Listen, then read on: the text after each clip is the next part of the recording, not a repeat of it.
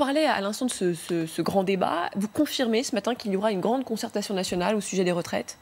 Le président de la République et le Premier ministre souhaitent que le dossier des retraites, tel qu'il a été présenté par le haut-commissaire, puisse faire vraiment l'objet d'une discussion, d'un débat, d'une concertation approfondie avec les Français. Sous quelle forme?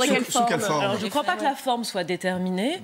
Le grand débat était une forme possible de concertation qu'on a inventée il y a quelques mois. On peut en inventer d'autres. Mais en tout cas, l'idée de dire qu'il faut aller à la rencontre des Français pour que la réforme des retraites, elle soit expliquée dans ses ambitions, dans ses motivations, dans ses modalités, et qu'elle soit enrichie du contact avec les Français, et qu'elle soit le plus possible co-construite dans un dialogue démocratique, ça c'est une volonté très forte. C'est une réforme très structurante, c'est une réforme très importante.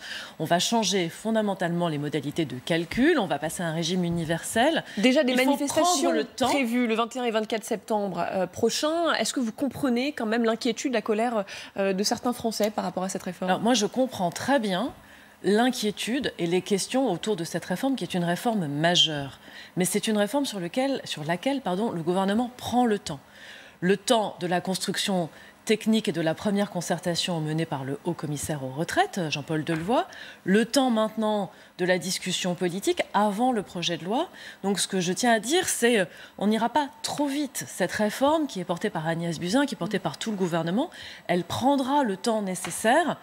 Il pourra y avoir des modifications. Bien sûr, on est encore au moment des grandes lignes, de l'esquisse générale. C'est une réforme qui se déploiera progressivement.